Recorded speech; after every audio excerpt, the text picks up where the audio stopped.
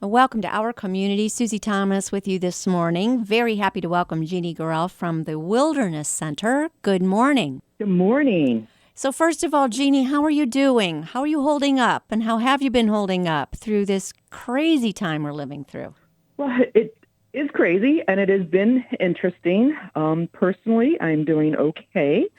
I just moved here for this position in November, and here we are in a global pandemic. Yes. I'm doing quite well. And work-wise, the Wilderness Center is also doing okay. Mm-hmm. We have our challenges ahead of us, but we have an amazing team, an amazing community, and I really do truly believe that we will all get through this together. I do too. I'm right there with you. Let's pretend it's a normal world. What brought you here in November? What was so attractive about the Wilderness Center that drew you here?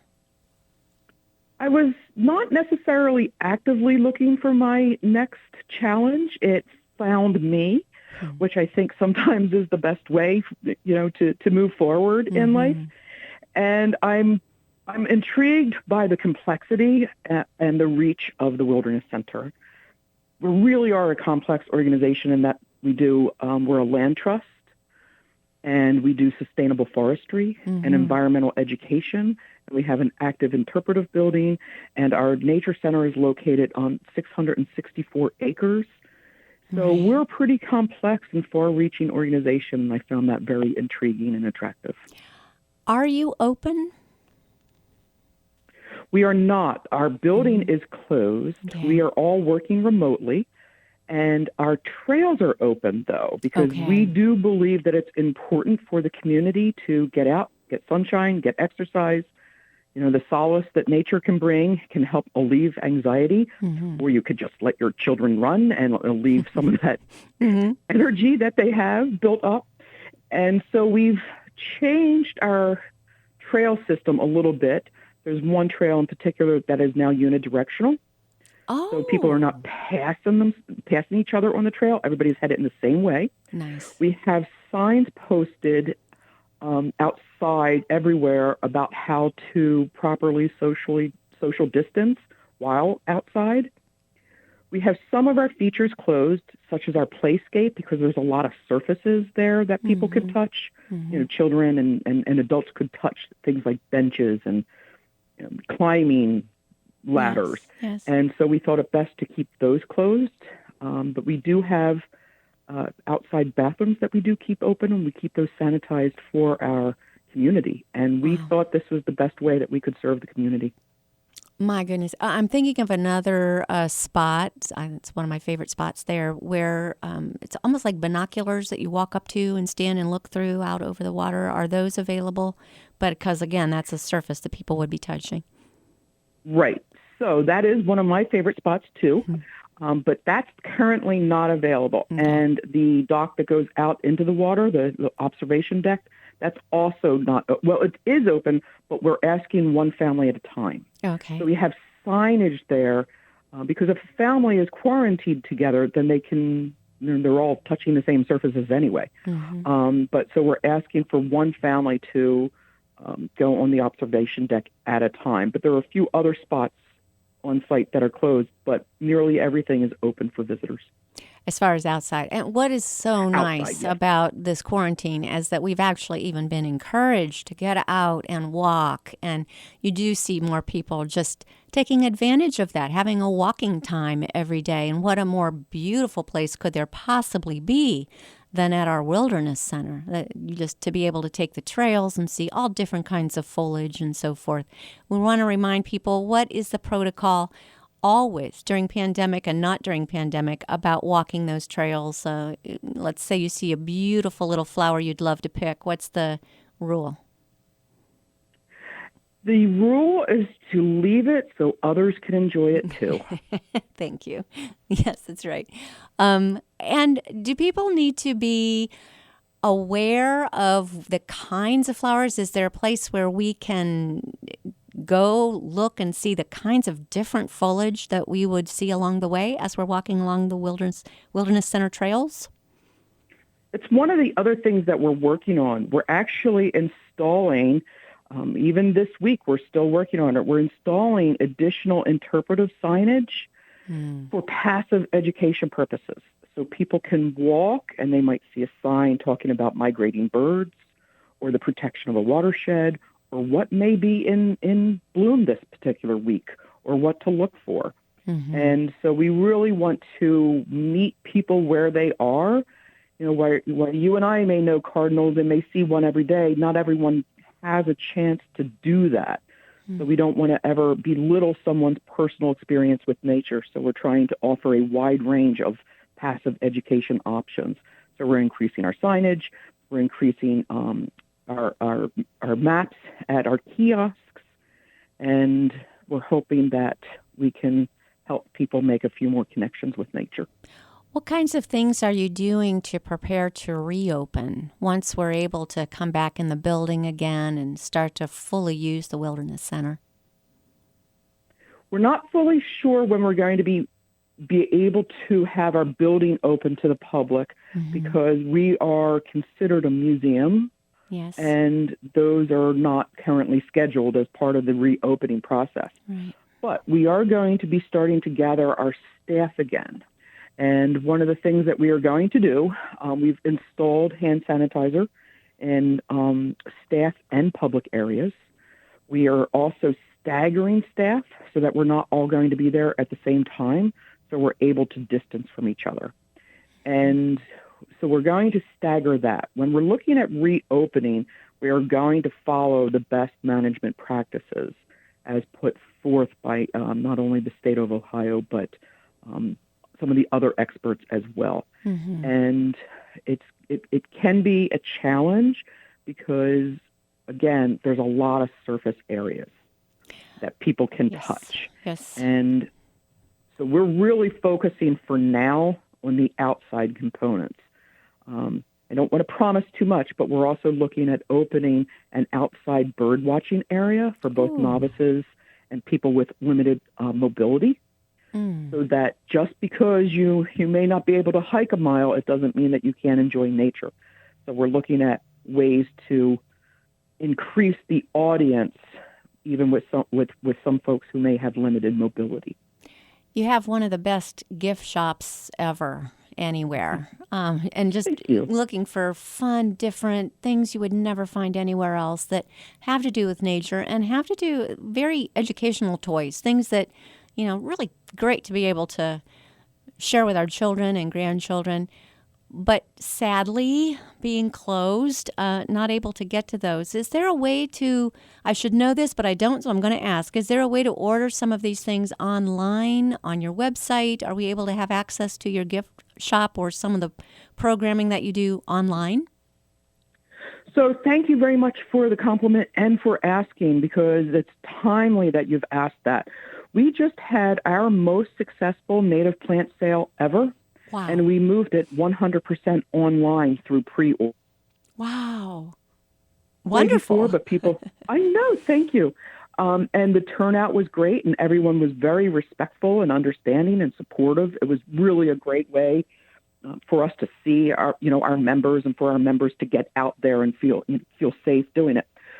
So since we had such success with that, we have decided to move a lot of our gift shop options online, in particular our books and some of the gift items, especially with the native plants and the birding books, because right now with the spring migrations and we're close to being able to put some new plants into the ground, we want to make sure that seasonally we have something to offer folks to help them identify the migrating birds, or to get some plants in the ground, or to create a butterfly garden, and so we'll be moving more online. It's wildernesscenter.org. And we're also having a virtual wine tasting event coming up, which is, again, the first time ever we've done anything like that. Wow. Don't you think, Jeannie, that there are some things through this that we're going to do better on the other side of it? And maybe it might have taken years to be able to get people to really participate on these kinds of online events. However, this forced the issue, and we all had to get better at it very quickly. Your thoughts on that? I totally agree. I think that each and every one of us could reduce our carbon footprint, and this is a great opportunity to take something bad, which is this pandemic, and have good evolve from it. Yeah. And so reducing your carbon footprint is one of the ways to do that. And also one of the other things that we've done as an organization is we've moved a lot of our vendors from national companies to local vendors. So local supporting local is something else good that I think that can come out of this. Oh. So every single one of us can reduce our carbon footprint. Let's do more online, or let's do, I just did a webinar and I sat outside in my backyard with my dogs. It doesn't mean you have to be locked inside. Yes. You can still be outside, getting sun, getting fresh air, but we don't have to drive everywhere. Exactly. And supporting the local economy by moving our vendors, we'll get our paper supplies and some of our cleaning supplies now from a local vendor. That's another way, because those products don't have to travel hundreds or thousands of miles to get to us. And it's supporting a local job. It does give you more appreciation for our local vendors and our small businesses in the area. I've never been more excited to go shopping than right now. But I'll tell you one thing I'm going to miss, and I'm going to just go ahead and say this in my out loud voice. I'm going to miss being able to attend meetings wearing PJ pants. I have really thought this has been a nice improvement. But again, like you say, we can do webinars. A webinar I was supposed to attend, it was a national one. People were going to be flying in from all over, and they had a very low registration rate. They were disappointed in their registration rate. Well, pandemic hit, they had to go online, and they had the most successful one ever because people could attend from wherever, and you didn't have to try to travel and get there and go through all of those arrangements. It's just so convenient. If this were going to happen at another time in history, we might not be so happy. But I think there are some really upsides to it. There is definitely a silver lining around this cloud, and some things are better about it. Your reaction? Yeah, I don't disagree. When you look worldwide and you look at how Mother Nature is being given a chance to breathe, a little break, and to recover slightly, that is a fantastic outshoot of something horrible. And we should give some real thought and effort and a collective effort thinking about, okay, this is something good that can come out of this. Let's see if we can make that happen. And if all of us picked one thing to focus on and work to help make that better, I think that is something good that can come out of this. Totally in agreement. We want to direct everyone to go to wildernesscenter.org. Yeah, I don't think at another time in history it would have worked because we have the technology to be able to gather people from all around. But the idea that the entire world is going through it at the same time is just mind-boggling when you think about it. Often you go through a rough time, but you can talk to relatives living in another part of the country and they're not going through it. But this is something where everyone is going through at the same time, and it doesn't matter whether you're talking about the United States or somewhere on the other side of the globe. It's unique. It's unique, isn't it? Just like nothing we've ever gone through before. Again, go to wildernesscenter.org, and if not now, very soon you'll be able to do some shopping even from their wonderful gift shop. We are speaking with Jeannie Gural from Wilderness Center. We'll be back after these words. You're listening to Our Community. Welcome back to Our Community. Susie Thomas visiting with Jeannie Gural from the Wilderness Center. And some people, like you, might be new in town and not sure what we're talking about. So let's pretend this thing never happened. What kinds of things can we find at the Wilderness Center on a normal day? What kinds of programming is offered and all kinds of really wonderful educational experiences that you have for us? So on a normal day, we may have to redefine normal, but on a normal day, we have very active environmental education program and an environmental education team. They are some of the most creative, smart people I have ever worked with. And We have nature readings with children. We have nature journaling for adults. We have homeschooling programs. We have all sorts of different programs, even some with wildlife, available to the kids and available for families. We really are a family-oriented organization, but we also don't define what your family is. So if your family is your best friend, the two of you can come out and you will still learn something and you will still be engaged by nature. We have over 10 miles of hiking trails. We have a created lake. It's not a real lake, but it's real now, and the waterfowl that use it believe it's real. And we have the bird migrations moving through and the spring flowers coming up. There really is something always going on at the Wilderness Center. And even now, there is something always going on at the Wilderness Center. It may not necessarily be an active program, but we've moved a lot of our education programs online. And we have creative craft programs online, and we have education programs online. We have nature journaling. We even have a book club. So we've been able to adapt and move a lot of our community online. So even if you're not able to make it out, you can still enjoy us. Are you talking about at your website, wildernesscenter.org? Are you using also social media platforms? Where do we find the programs? Yes, you can actually find links to the programs on our website, wildernesscenter.org. But a lot of this is on Facebook and Facebook Live. We've utilized it to the best ability for nature programs. You may not necessarily think of social media and nature, but we are doing our best to make those two things work together. Well, and what I love about it, Jeannie, is if I wasn't able to attend one that I really, really wanted to, I can still go back to Facebook, and it's still there, right? It's there forever. It's there forever. We even have our own YouTube channel now, and you can get to all of that right through our website. What kinds of things will we find on your YouTube channel? One of our educators is a geologist, and she loves rocks. So she actually teaches kids how to make rocks, and they're edible. What? So that's one of the programs. I know, it's really cute. It's really, really cute. She uses rock candy and she layers it. And so you can learn about frogs. We have a program on frogs there, and wetlands, and our nature journaling. And some of our adult education programs are there also. But for the kids, we have on a focus. Let's face it, we're all home. And that means mom and dad may be in the house with the kids longer than they are accustomed to be all together. So you might be looking for ways to engage them or engage them in nature through their backyards. So we have backyard ecology program right there online in the form of scavenger hunts or educational lessons that you can go right outside into your backyard and immediately engage the kids in. We even have a lesson on worms. Oh, my goodness. Such great resources. You are helping a lot of people right now. They are taking copious notes because we're all homeschoolers now, aren't we? So we want to be... Exactly right. Whether we are qualified or not. That's right.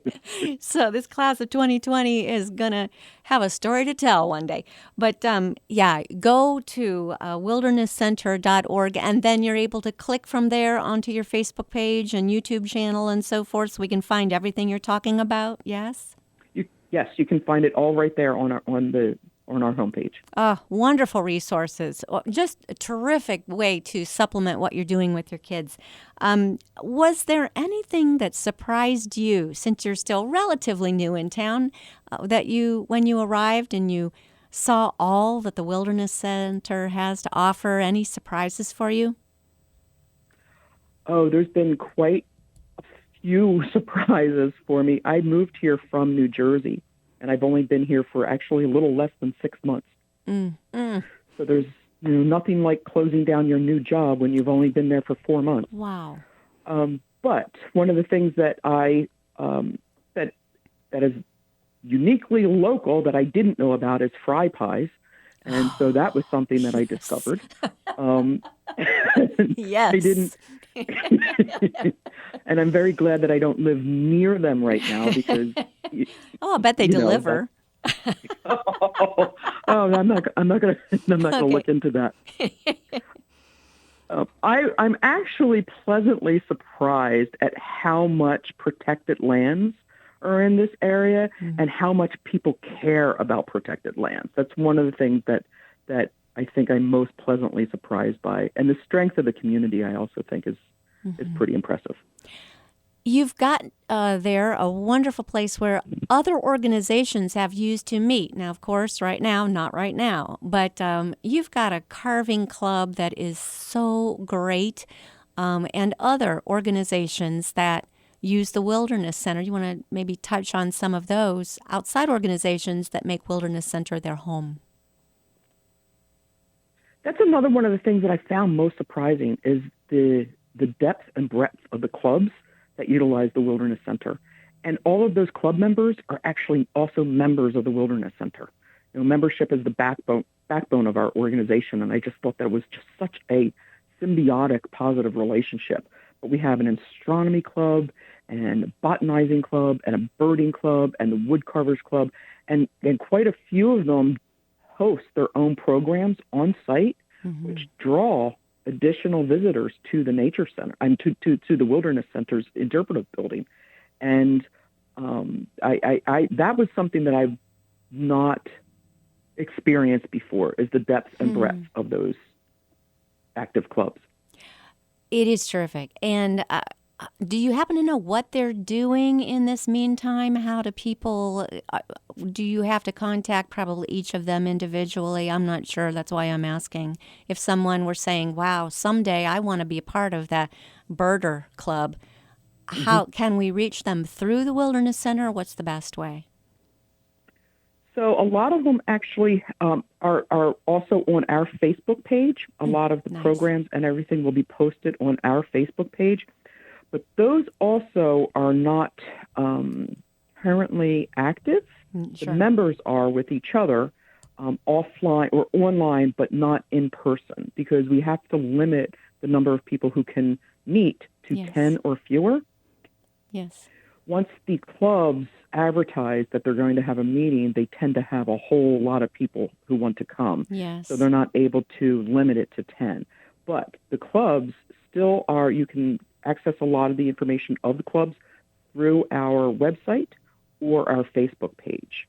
And I'm sure they'll be happy to zoom you in. That's what, in my mind, I'm picturing all the wood carvers just sitting in their homes carving, but all in a Zoom meeting. You're seeing everybody doing their work in their little squares.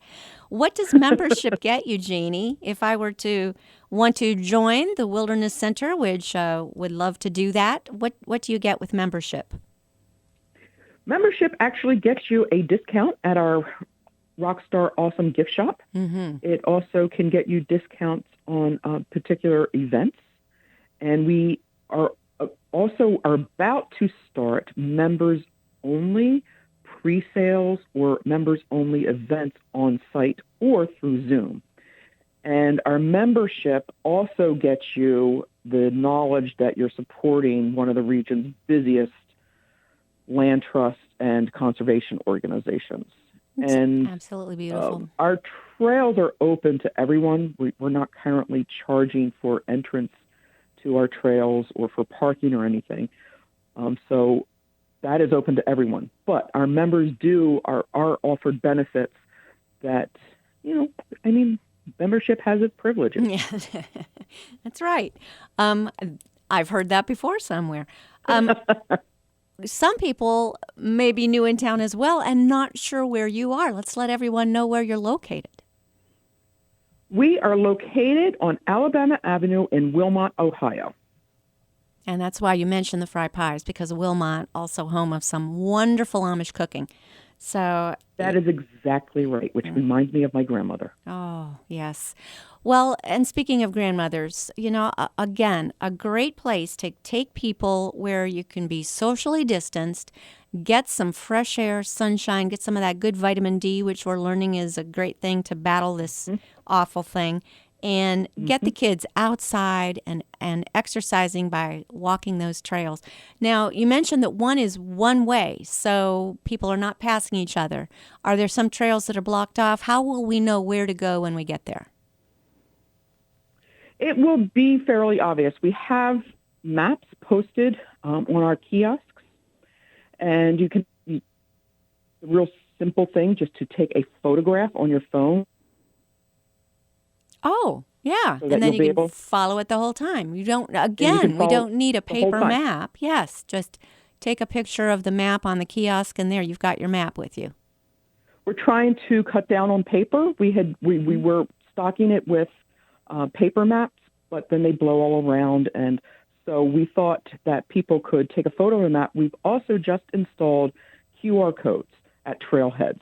So if you have a QR reader on your phone, you can walk up, read the QR code, and then that will give you the map of the different trails. Perfect. So we're getting you the copies of the map in a few different ways electronically to cut down on waste, but also to encourage more people to go outside because teenagers want to be on their phones, so they will be. Well, they can use their phones for a really good purpose while they're there, and take a few pictures while you're at it. Jeannie, what are your goals for the future? What does the future hold for our Wilderness Center? I would love for us to be able to grow into other areas that we're no longer a place-based organization. Our goal, my dream, is for us to become a community-based organization. So that whether you're in Canton or Akron or Worcester, you can, and see, I learned how to say all those words since I've lived here. And you're pronouncing them correctly. Thank you. So wherever you live in our region, you could maybe take a class by us going into your community, by us going into your schools, eventually when we all open up again. And so that all of our programming we can pick up and take on the road. The very first things I would like for us to do when we get back is to buy some type of mobile nature lab. That, you remember bookmobiles when you were a kid? Sure do. Well, this would be like a nature mobile where we could pull up to schools or we could pull up to a community organization or a community center and not only match but enhance the curriculum that the kids are getting in their science classrooms with hands-on science right in a mobile lab. Wonderful idea. Wonderful. And in the meantime, you can take advantage of some of those programs by going online, wildernesscenter.org. We certainly do look forward to the day we can come inside again, but we will enjoy the outdoors right now with you, Jeannie. Jeannie Gorell from the Wilderness Center. Thanks for all you do in our community. Thank you very much. And when you visit, I will wave to you from a distance. Okay, from 6 feet apart. Yes, I will.